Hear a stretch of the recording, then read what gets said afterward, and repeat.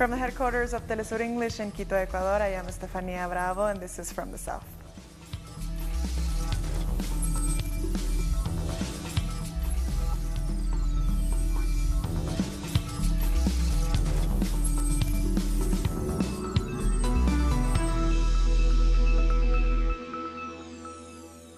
We start in Brazil, where U.S. Vice President Mike Pence says he was moved by the experiences of Venezuelan migrants living in Brazil. The issue of Venezuela is high on the agenda of the Vice President's trip to Latin America, as the United States seeks regional support to put more pressure on the Bolivarian government. On the second day of his visit to Brazil, Pence traveled to Manaus to visit families who have left Venezuela. His wife gave one child a coloring book. First, let me say Karen and I were very moved by having an opportunity to meet with Venezuelan families who've been displaced by dictatorship and repression and tyranny, and to hear their stories, and to hear about the impact of the repression and the violence of the Maduro regime on these precious families is something that we'll never forget. Pence's claims of sympathy towards economic migrants follow on from his speech in Brasilia yesterday, where he told people considering the journey north to the U.S., quote, do not come. Meanwhile, in the U.S., migrants entering the U.S. illegally continue to be herded into what some are calling concentration camps while they await prosecution. Back in the U.S., at around the same time Pence was meeting with Venezuelan migrants, protests broke out outside a Texas immigrant detention facility. Protesters demanded an end to the inhumane caging and prosecution of Latin American citizens incarcerated at the site. Efectivamente continua esta gira del vice-presidente de los Estados Unidos, Mike Pence. U.S. Vice President Mike Pence continues his Latin American tour. Here in Brazil, the U.S. Vice President met yesterday with Brazilian President Michel Temer in a meeting in which the main topic was once again attacking Venezuela. Pence urged the Brazilian government to take tougher measures against Venezuela, something that some believe to be ironic since Brazil is a country that currently does not enjoy a proper democracy, as Temer took power after what some call a soft coup d'etat. The U.S. Vice President has scheduled a visit to Venezuelan migrants living in Brazil, another chance for him to say that Venezuela is not able to give prosperity to its citizens. But the truth is that when Venezuelans arrive in Brazil, what they find is a country that has paralyzed most of its public services and a country that treats them just as the United States treats immigrants. A sad reality for Venezuelan immigrants, while Pence's goal is just to keep attacking Venezuela.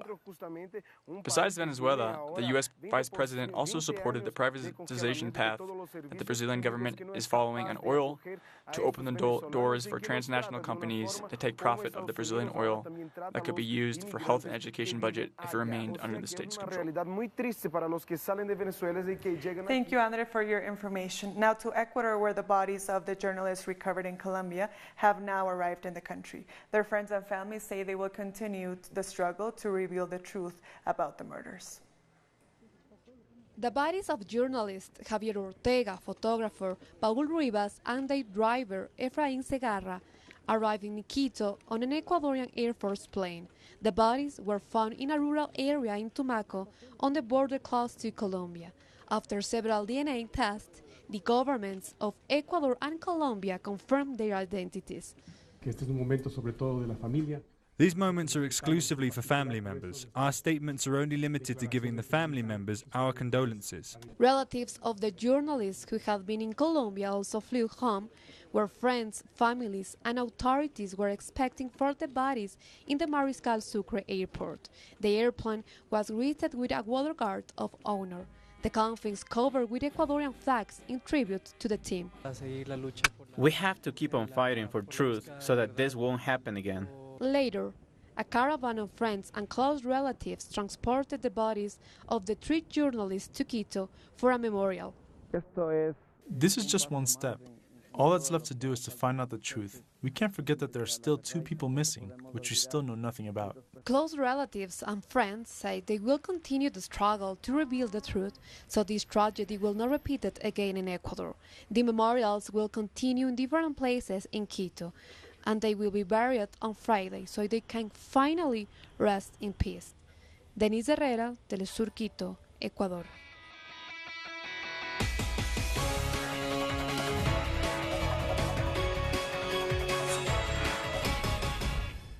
Five members of the leftist Morena party were found dead on Tuesday in Oaxaca, just days before the presidential election.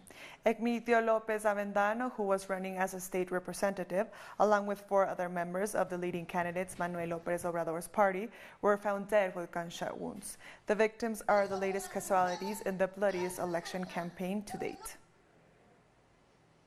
The Attorney General's office in Tabasco said it has found election material and boxes without the ballots, close to where they were stolen on Tuesday in the city of Macuspana. The head of state police said electoral authorities were at the scene and he condemned the action. There are no suspects in custody. Mexico City police have seized around $1 million in local currency from two men who were believed to be delivering it to the headquarters of the ruling Institutional Revolutionary Party ahead of the elections on the 1st of July. An official statement from the local government says the seizure occurred when police responded to an anonymous tip-off by a caller alerting them to a Lincoln Navigator driving suspiciously. Now let's take a look at the candidate who was running in third in the polls. José Antonio Meada is the candidate of the current ruling party, the PRI, which dominated Mexican politics for decades. Although never a member of the PRI party, José Antonio Meade Curibreña was chosen as its presidential candidate in a coalition with the Ecologist Party and the New Alliance. Meade has been a minister 5 times. In 2 governments led by different parties, he headed the ministries of Energy, Finance, Foreign Relations, and Social Development. He has 2 degrees and a doctorate from Yale. ¿A quién le tenemos confianza? Who do we trust to guide the country, to work for it? A country that has spent years building up its credibility and trust, to boost investment and generate employment. His close relations with the business elite, who are pushing for a continuation on the neoliberal model, has not helped his candidacy. From the beginning of the race, he has been stuck in 3rd place in the polls, 30 points behind the frontrunner, candidate Andrés Manuel López Obrador. Meade said that as Secretary of Finance during Felipe Calderón's administration, he voted for President Enrique Peña Nieto. What a surprise! They're just the same. During his campaign, Meade has defended himself from accusations of diverting $450 million while Minister of Social Development. And as Minister of Finance, he had to distance himself from former governors accused of money laundering and handling illicit funds. Se lo planteo así. Durante esos 2 años. In these 2 years, what did you know or didn't you know anything about César Duarte, about Javier Duarte, about Borge? De Javier Duarte, de Borge. As an official in the current government, he defended the energy reform that opened the oil industry to foreign investment and caused fuel prices to rise. Voters haven't connected with Meade. His low popularity during this election campaign, according to some, is the responsibility of President Enrique Peña Nieto, who chose Meade as his candidate. Tema de Casablanca. Some scandals blew up in the face of the current administration, especially over the White House belonging to the First Lady, and Odebrecht, which damaged the presidency. Also regarding insecurity and disappearance of the 43 students from Ayotzinapa, which marked a before and after for this administration. If elected, Meade has said he will keep the armed forces on the streets and has supported the interior security law, criticized by human rights defenders. He will also complete the government's structural reforms, including those in energy and education. We'll be back very soon. Stay with us.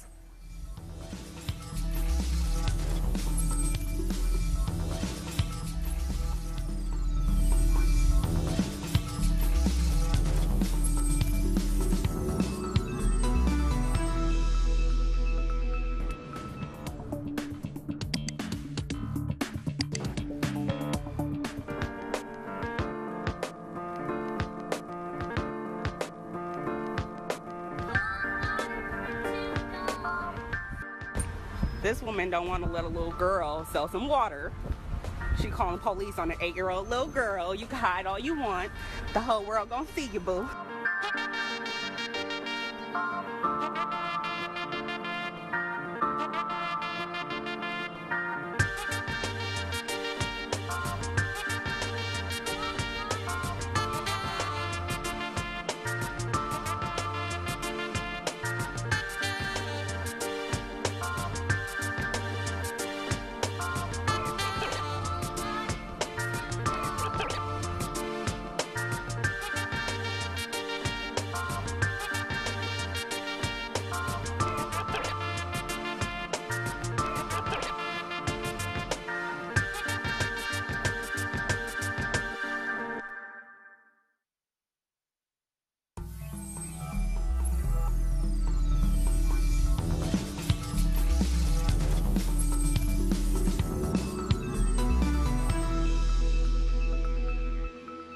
Welcome back. Now let's go to Jose Daniel Lopez for our special daily 2018 World Cup coverage.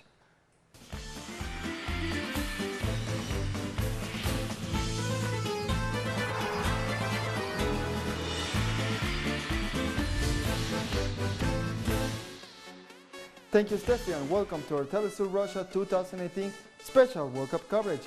I'm Jose Daniel Lopez, and here are today's headlines. We start with the results of today's matches. Brazil qualified to the round of 16, beating Serbia 2-0 in Moscow. Barcelona's midfielder Paulinho scoring the first half, and defender Thiago Silva scoring the winning goal in the second half. Fans celebrated their home team's victory. It was amazing. Brazil is going to be the champion, of course. We're doing very good. We need some changes, but we are doing great. The champion is back. That's what everybody was singing. The champion is back. Neymar is back. The whole squad is back. See you in the finals. Around 300 Brazilian football fans took over a central Moscow square, throwing a samba party and taking local people by surprise. Brazilian singer Diego Nogueira sang from an open top bus as the square turned into a sea of green and yellow, Brazil's national colors. Brazil fans and locals enjoyed the show. We just had a show, a Brazilian singer. He just made a show for Brazilian people here in Moscow, and we are celebrating. So hope we will be champion this World Cup. This is great. This is cool. This is just great. The energy here, the emotions, everything is very good. I like it. I am neutral towards soccer in general, but the mood is very good. Despite Cuba not being at the World Cup, Cubans enjoyed this tournament watching the games on television during the day and hitting the courts during the afternoon to play football among friends. These youngsters have something in common. Football is their passion. Every evening they gather at the sports city in Havana to play matches with other neighborhoods. They also discuss the matches played every day in the World Cup, and everyone stands up for their favorite. It's a tough World Cup, above all because I am an Argentinian fan, and the last draw was unpredictable. All the teams are competing for the World Cup, but us, we get to train 3 days a week, and once in a while we play matches with our neighbors. In bars and cafeterias, fans gather to watch all the matches. The places have football players' t-shirts and flags of several teams. It's a party where rivalries are also present. In this bar, the sportsmanship is very strong because the crowd is usually from either Barcelona or Real Madrid. And now during the World Cup, people come to watch Spain and Portugal because of Cristiano Ronaldo. I support Argentina and Brazil. El equipo que yo le doy es Argentina, a mí me gusta mucho. From the beginning of the World Cup on June 14th, each game has been broadcasted live on the screens of all the homes in the island, through the Cuban television. This sports commentator says the free matches favor the football culture of the Cubans. I believe the broadcasting of the World Cup has helped to increase the number of fans over the years. Not only the World Cup, but also the different international leagues. There's no doubt that the World Cup is the best of football and the second most important sports event after the Olympics. And this improves people's knowledge and for them to fall in love with the sports universe. Brazil, Spain, and Argentina are the teams with the most supporters in the Antilles. Especially, people remember the achievements of football star Diego Maradona. He's a football icon. For me, he was the best, and I've always had good thoughts about his personality, his courage, his will to be each time better. He was always adapting to every different team, and he took second division teams to the top class. My son's name is Diego, thanks to him. I've always been a fan of his, and I think it's great that he hosts this show. Cuba only participated in the World Cup in France in 1938. On the island, the most popular sport is baseball. But many people hope to see their national football team in a World Cup again. By now, the fans enjoy the show of Russia 2018, which still has a lot more excitement to come.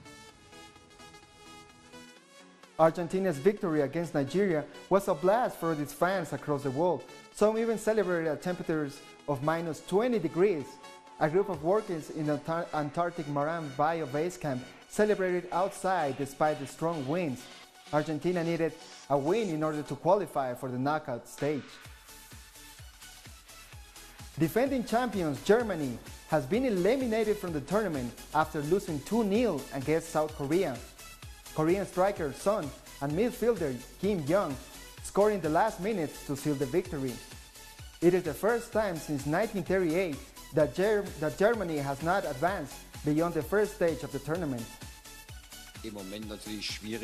There is disappointment. The disappointment of us being eliminated is just huge. I think, first of all, we need to congratulate our two opponents who have made it out of the group. In this tournament, we didn't deserve to win the title again.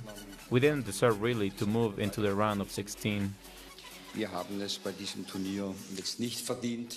Let's take a look at how German fans took their defeat.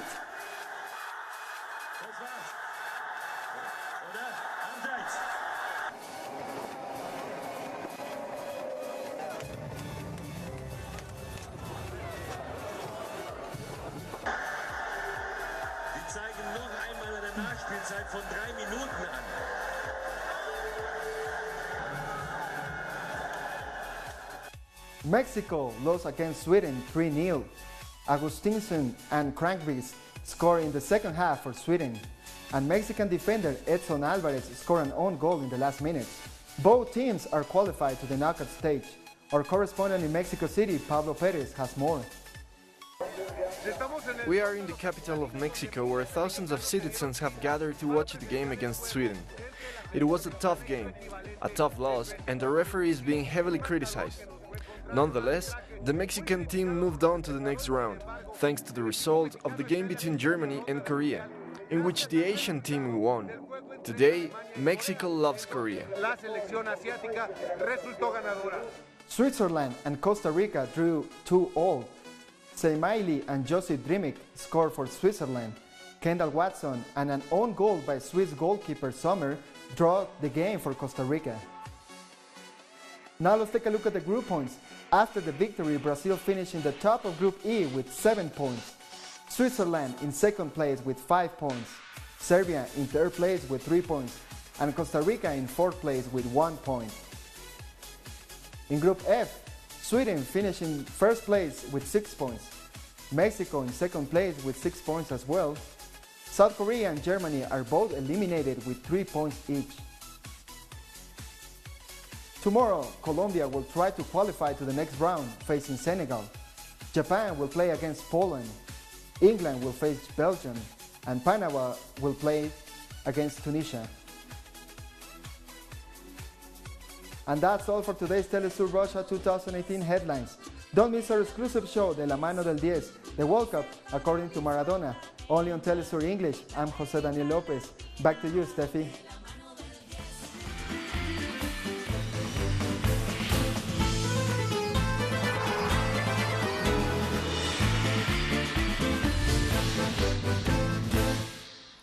Thank you, Jose Daniel. More stories now. Venezuela's Foreign Minister Jorge Arreaza is in St. Lucia, where he met with Prime Minister Alan Chestnut. Arreaza said the meeting is to strengthen relations in the Caribbean. Arreaza was in Antigua and Barbuda on Tuesday, meeting with Prime Minister Gaston Brown to discuss Petrocaribe. We just held a 2-hour meeting with Alan Chastanet, the Santa Lucia minister. It was a very frank and open meeting. We're going to cooperate a lot in matters of safety, in fighting against violence, also against drug trafficking.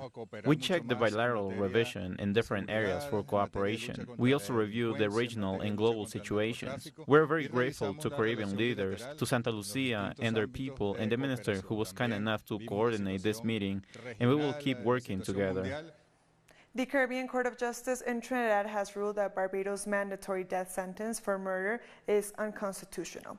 The CCJ found that the mandatory death penalty deprived a court of the opportunity to exercise the judicial function of tailoring the punishment to fit the crime. The case was brought by two separate men trying to have their murder convictions overturned. They weren't. The CCJ ordered they be taken to the Supreme Court in Barbados for resentencing. Around 5,000 residents in Colombia's Puerto Carreño have been affected by heavy rainfalls, causing Orinoco and Meta rivers to overflow. Although residents are being evacuated and taken to temporary shelters, they're being encouraged by local authorities to stay in the homes of friends and family as space is limited.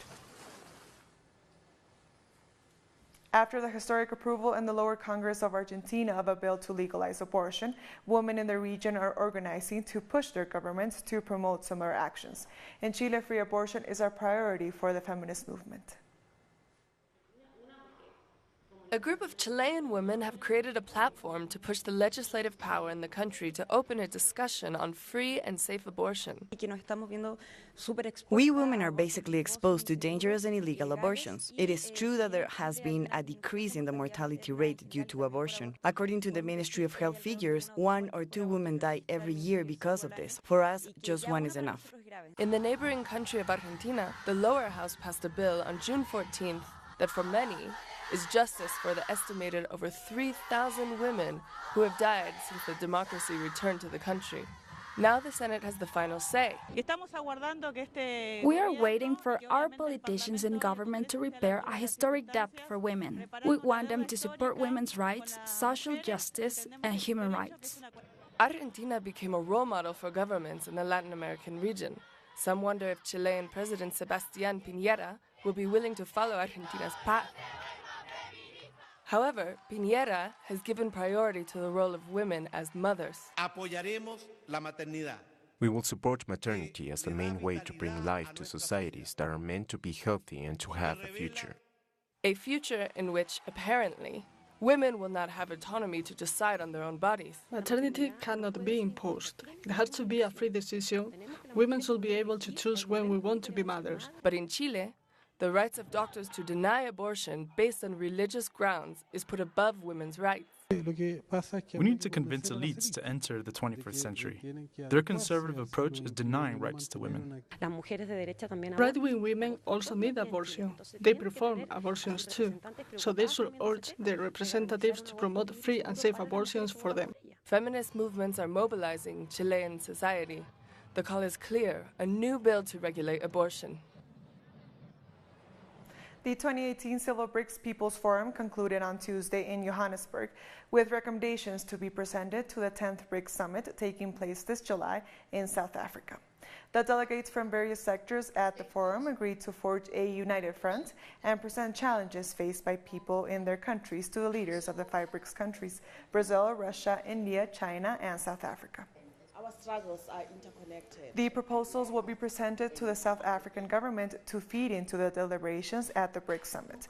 The civil society representatives want to play 2 critical roles: to act as a watchdogs of the processes and outcomes of the BRICS Summit, and to provide a platform for civil society organizations from each of the BRICS countries to share experiences and create networks. Our struggles are interconnected. Your struggles are our struggles. There may be variations in context where we live, but what's common in it's our strive towards social, economic, and environmental justice. So as people in the BRICS countries, we have to unite and bring about people's power. In Israel, the first hearing for the deportation case of Human Rights Watch Director Omar Shakir has taken place. Shakir was ordered on May 7th to leave the country within 14 days before the court decided in June to suspend the deportation until the end of legal proceedings. The case is the first legal challenge to the use of an amendment to the law of entry that allows the Israeli Interior Ministry to deny entry into the country to anyone publicly calling for the boycott of Israel.